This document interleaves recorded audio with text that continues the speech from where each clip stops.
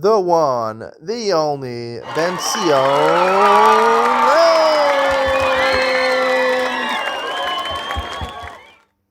Good afternoon and welcome to Yeshiva YouTube Table Enabled. Today we're doing Shulchan Aruch Yomi Siman Reish Chafei 225.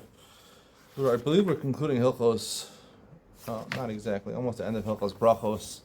Talk today about Berachas Shechiyanu, the various times that you say the bracha of Shechiyanu. Aleph Haroeh es Chaveiro la'achar shloshim yom Omer Shechiyanu. If you see your friend after 30 days, you haven't seen him. If I see my friend Shlomi after 30 days, I wouldn't say Shechiyanu, because he's not one of my best friends.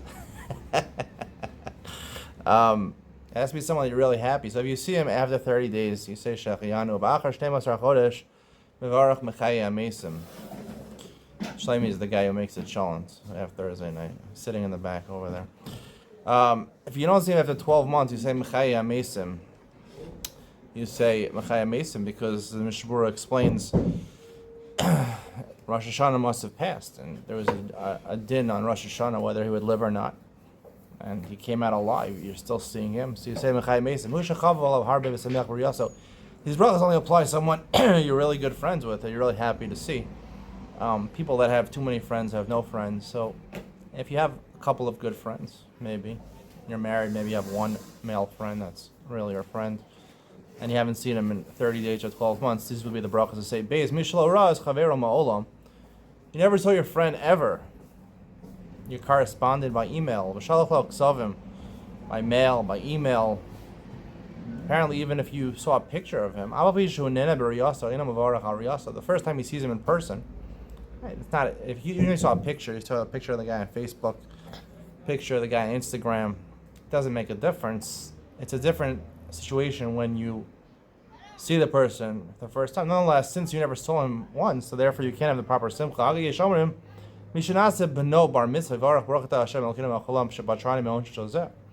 your sons become bar mitzvah, you say shepatrani, that usually the father held responsible for the sins of his child until he's bar mitzvah age or bat mitzvah age, and then the child himself is responsible. So here's a bracha for this. Now this bracha is not written in the Gemara. Therefore the Ramah says don't make a bracha Shem Malchus. It's in the Midrash. However, the Vilna Gaon says based on the Midrash you would say a bracha of Shem Malchus. I believe the minhag is to say it with Shem Malchus, like the Mishnah Berurah seems to imply. The halach is like the Gra. You have a new fruit. Now, if you go to a place like America, fruits are available the entire year, but if you live here in Israel, certain fruits like watermelons come out in the summer. The entire summer there's watermelons. In the winter you can't find any watermelons. So, and you're having a watermelon for the first time in the summer. I've yet to have the watermelon yet. The correct bracha is even if you see it on the tree or in the store, technically, you should make the bracha when you see it because you love watermelon so much. The minhag is to make it when everyone is happy, because not everyone is happy just by seeing watermelon. You have to taste it. Technically, the bracha is on the seeing. That's what the Gemara says. So you didn't lose out. You have to make sure. We're going to learn later on in the simon. It has to be ripe. If it's not ripe, you don't make the bracha.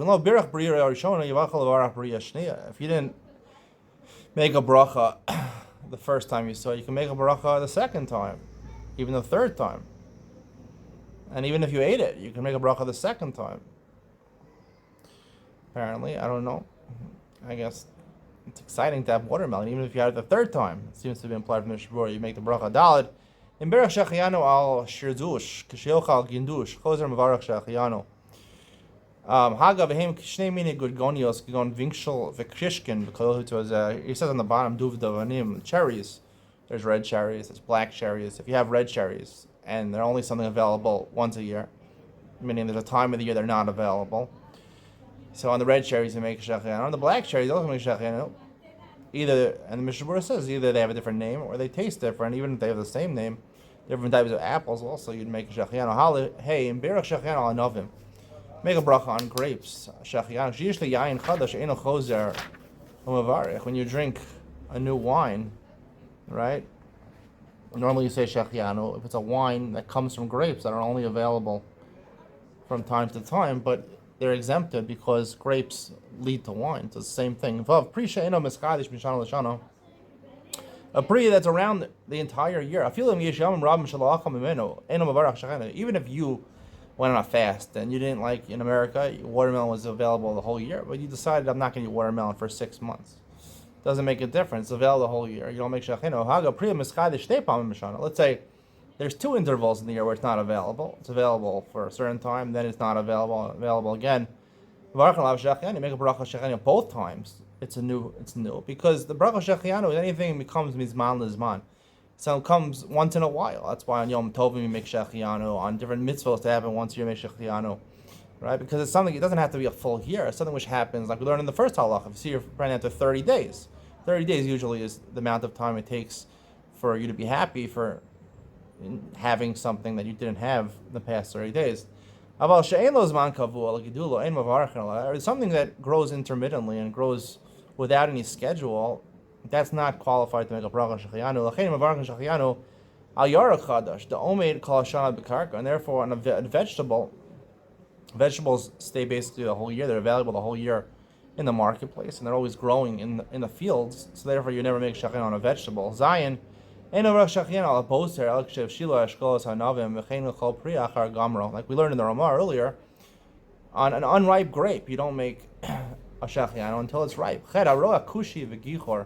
You see a black person or a gichor, you see he's very red.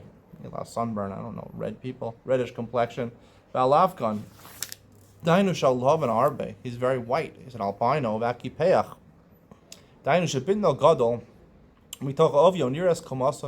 He's extremely obese, and he's hunched over. V'ananas, or midget, darkona, someone who has, bad acne. His entire hair is stuck to each other. He has like an afro or something like that. Or you see, I don't know why Pil and Kof are chosen. Pil is an elephant, a Kof is a monkey. Because these things they're noteworthy of making a bracha. Basically, the bracha is to acknowledge that Hashem created a diverse world with a lot of different types of things, and you're exulting in that enjoyment of seeing something different, and therefore it warrants a bracha to focus on it. That's how I said many times. Tet haro es hachiger es hakite es hasuma. You see someone who has a limp, or he's a kiteya, he's missing one of his arms or legs. Ves hasuma. He's blind. The mukeshchin, someone who has boils all over his body. Bahakanin, menumar b'nekudos dakos. He has freckles. Imhe mimai imam mevarach mashana brios. If he was born like that, you say mashana brios. That's the way he was born. Say he was born whole and then he became blind, or he was born whole and then he lost an arm. Mevarach dayana emes. It's a sad thing. V'yesh misha omer d'avkal misha mitztar alav. Some say that you only make this bracha. Who is this? Some say. This is the Torah B'Shem the Ravid. He says you only make the bracha on someone that it pains you. You're not pained necessarily by a non-Jew. I don't know a non-Jew. I think it means someone who worships Avodah Zarah. Most non-Jews are not Oved Chavim. So on him, you're not supposed to care so much as Avodah Zarah. So you don't care about him.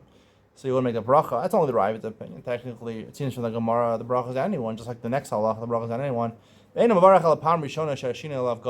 only make the first time you see such an interesting thing in the world, right? All of these brachas in Siman Ched and Siman Tet are things that the first time you see them, once you see them again, you're not so fascinated by these things. Some say